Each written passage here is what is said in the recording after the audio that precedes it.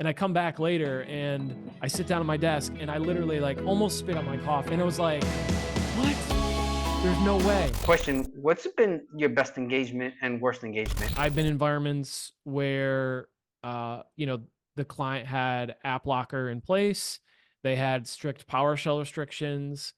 They had really good EDR and security monitoring. They had good segmentation of their network, and host isolation. So, quite literally, I've been on engagements where the first couple days, like I'm just stuck on that endpoint. There's nothing. Everything I do is getting detected.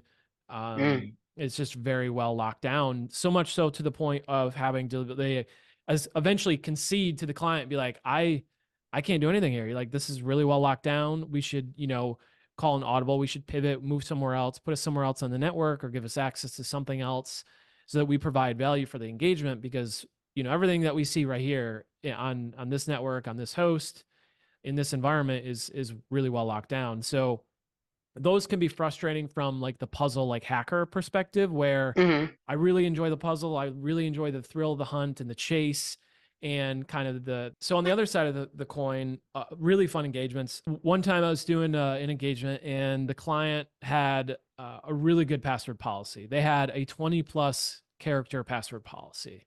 So everyone in the company was using passphrases. And this wasn't a small company. This is a fairly big company.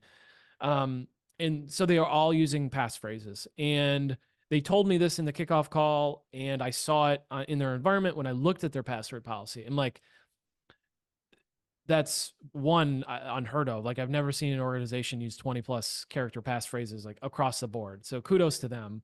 It's just awesome. But anyways, during the engagement, I'm doing my thing. I'm going through my process, and eventually, I noticed that LMNR was not strictly disabled.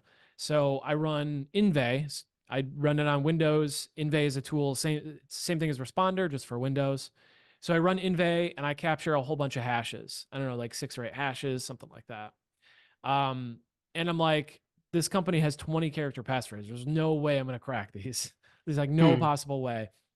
But, being the good pen tester that I am and just trying to be thorough, I was like, you know what, I'll just throw them in Hashcat and, let them rip. So I found some word lists specifically for passphrases on GitHub, downloaded them, downloaded some word lists, and then I let Hashcat, do its thing. And I come back later and I sit down at my desk and I literally like almost spit out my coffee. I like take a sip and I look at Hashcat and I'm like spit Hmm. coffee out almost. And I had cracked like 3 or 4 or 5 of those passphrases. And it was like, what? There's no way. And then I looked at the Admins, passwords. admin credentials. None of them were admin credentials. They were just end users that I had captured through Elminar poisoning. And I Uh, looked at the passwords that I cracked, and they were all very basic. They were like a Bible verse or a popular song, or English words in a natural language form, that you would expect like in a sentence or something like that, or a hmm. song or a Bible verse, just stuff like that. Those Hmm. just happened to be in the word list and happened to be able to be cracked using the rules and the word list that I had.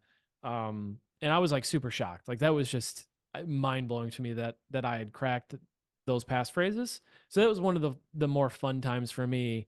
Uh, Doing pen testing was like a long shot, like just completely shot in the dark. Hmm. And I ended up cracking a whole handful of them, and that was super fun.